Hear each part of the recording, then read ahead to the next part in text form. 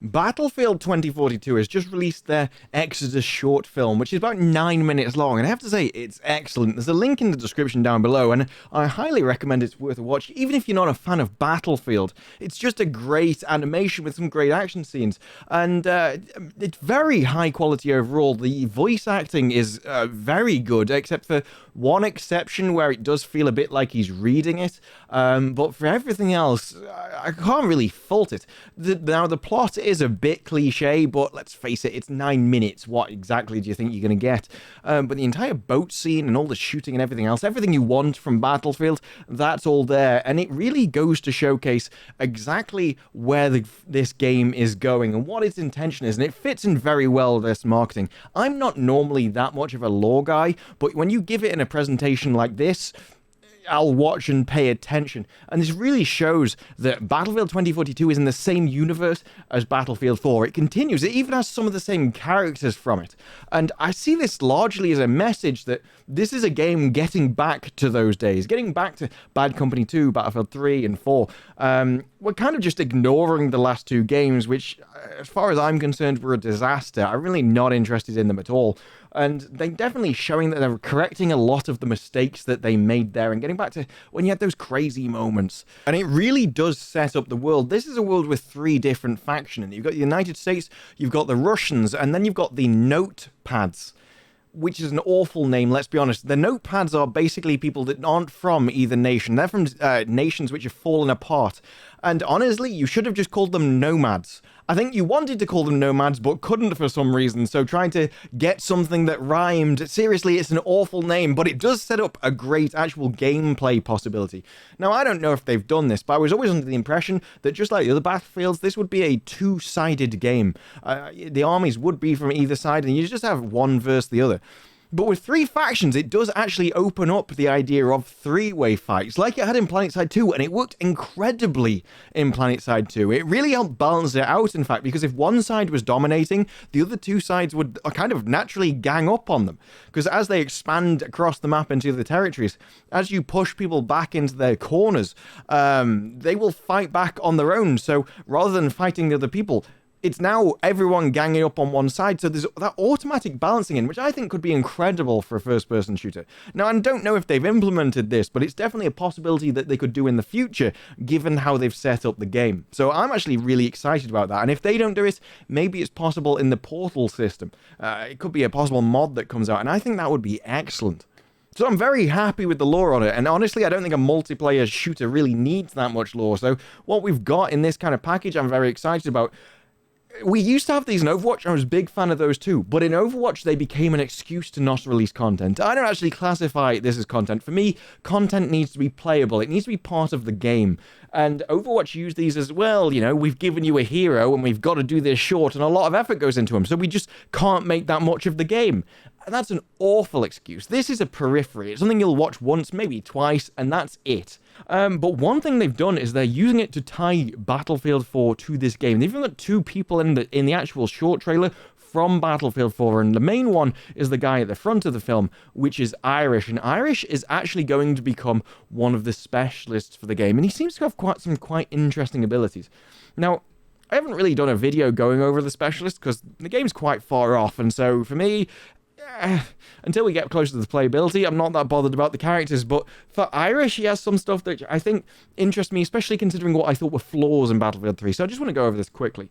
Firstly, he's got a fortification system. It's basically a wall with some bulletproof glass. Now, this can be destroyed through health, but it actually offers a few things. If you're capturing a point and you just need cover, rather than standing out in the open, there you go. You can actually get together with teammates and build your own little fort, which could be interesting for... build your own little fort, which offers quite a few different possibilities, especially if there's a sniper. Well, now you can't get me. Sounds good to me. He's also got the APS. This is what really interests me. It's like a portable anti-rocket and anti-explosive system where you put it in a room and any rockets or grenades that get thrown in there automatically detonate. We used to have these on tanks. But for me, it solves one of the major problems of what was Metro. In Metro, sometimes Metro is a great map as long as you didn't get pinned down, but it's used to like the populated Metro maps with the larger population that you had on PC. And honestly, If you got stuck on those staircases, the entire map just evolved into a load of people lobbing grenades for about 20 minutes. And that's all it was. It was awful. Now, with an APS system, you can lay this and use that as cover to push, and so it completely and utterly removes every problem that there was for me in Metro. And so I think you could use this to great regard in this, and it solves a lot of issues, especially when you've got things like grenades renewing from ammo packs if they decide to go that route. So I love this, and it actually, just having that option, I think it shows what specialists can do, and it shows that if you need a certain thing for a certain situation, now you've got the tools. As long as you pick the right class, as long as you pick the right specialist, you've got the tools to solve the problem. And I love games which really give me toolboxes, and which just give me a toolkit that I can use to solve problems. Now, Veteran, I'm a little bit dubious about. Veteran gives you armor, and you can actually renew this armor from downed enemies. And the issue is, when you start messing around with the base health of characters, it can feel a little bit iffy in gunfights, especially if you have a gun that you know kills in 5 bullets, you hit them with 5 bullets, and you die, and you're like, how on earth is that guy alive? It can really make it feel like the hit detection isn't there, and various other problems. And so, depending on how it works and whether there's any counter sort of armor-piercing bullets, this could really throw a lot of players off and not feel that great. And the base health is a very, very powerful ability, so this could be a very popular class just for that alone. We'll have to wait until we get into the game to see this, but it could be dubious depending how they've set it up. But overall, I'm very happy with what they delivered today. I thought the animation was great. I highly recommend it to anyone. Even if you're not a fan of Battlefield, it was a great, entertaining watch. I think it's well worth 9 minutes. Even though it does have, a couple of cliche points, but some great set pieces. I think it was well worth a watch. And I like how they've tied it up to the universe, and I like everything else, and especially using this to introduce different specialists. If we've got more like this coming in the future, it'll be awesome. Even if they're just shorter versions. Something for Hazard Zone, I really want to see Hazard Zone. We know it's not a BR, but we don't know that much about it. There's a rumor that it might be something similar to Tarkov, which not sure how that would work in Battlefield, but actually the beginning opening scene of this did remind me a bit of Tarkov. A guy trying to get into an objective and escape, and as he's walking alone through it all, another guy tries to actually lay a trap for him. That could be an escape from Tarkov scenario, so who knows, maybe there's some truth to it. And if we really, really want to get down to the wild speculation, they did mention that they had to get to a new place in 36 hours in the trailer. And some people have suggested that, hey, maybe that's a new announcement. Maybe they're actually announcing Hazard Zone at that time in 36 hours from when it was released.